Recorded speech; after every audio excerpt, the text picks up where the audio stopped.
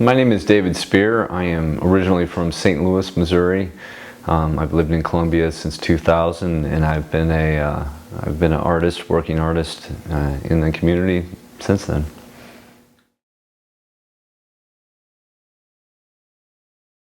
My work tends to vary. I do a lot of variety of things. The main stuff that people know me for is the big paintings that you'll see at Addison's and Sophia's and Memorial Union of landscapes. They're more along the lines of a Midwest regionalist vibe, though they do draw in many other aspects. But I do illustrations for magazines, I do caricatures, I do abstract paintings, I do photorealistic work, Photoshop, Illustrator, a bunch of different things.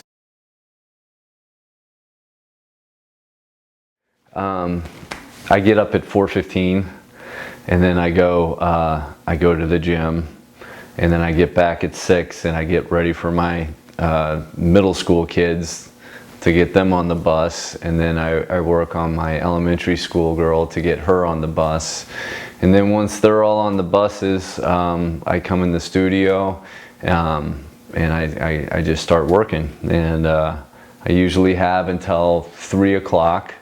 Thank goodness the summer's over. Now I have a good quiet amount of time to get work done, but sometimes it's, you know, it's filled up with meetings with people, or dropping off prints, or running around town. But every once in a while you get a good 6 hours in.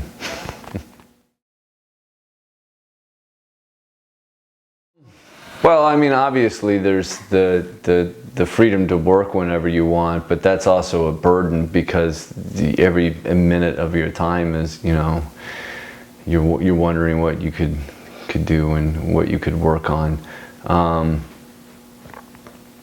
Working for yourself is a little bit tricky. I enjoy, one of the things I really enjoy about it, particularly my occupation, is once I get to certain steps, then it's just kind of plug and chug on these projects, and so I could listen to books on tape, or interesting stories about history, and that's one of the things that I really enjoy. It's just, you know, learning more, and so being an artist is an excellent opportunity to just kind of keep learning. It's a way to constantly challenge yourself. You know, when you're working with clients, I know that you think that we don't have bosses. We just have different bosses at different times. You know, we work underneath, you know, multiple bosses. We just, you know, it's clients. And you don't treat the clients like bosses, but, you know, you try to appease them, you know. And it's important to keep a professional attitude. I think a lot of times, especially in the art world, people hold on to these myths that have been perpetuated throughout the years of crazy artists, and you know, and some artists use that as an excuse to be crazy or to be crazier, and I find that it's really hard to deal with that. You know, clients don't want to deal with that, patrons, unless they're prone in that direction anyway. But I try to keep the crazy level to underneath as much as possible, and to be as professional as possible.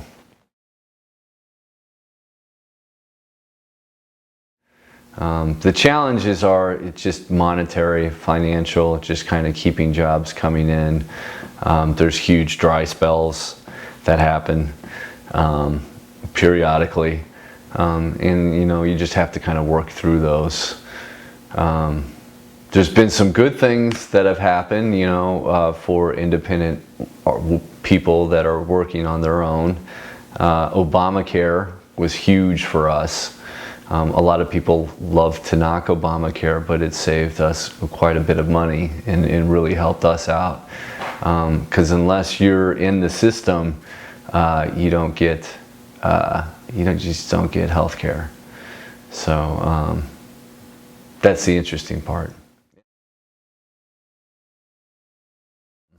I do work at the university, but I work as an adjunct, so that's a semester to semester contract. So it's about it's all about kind of scraping funds and just kind of piling in wherever you can. And I think that's why I try to diversify myself and my talents, and when somebody asks me if I could do magazine cover for them, I'll say yes, I could do that. And then through that process, I'll learn new techniques and skills that will help me bring in other jobs. You know, and appealing to a wide variety of financial ranges is very important too. I can't afford my artwork, but I could buy a print. You know, I need to have price points that are obtainable for you know, different people. Not everybody could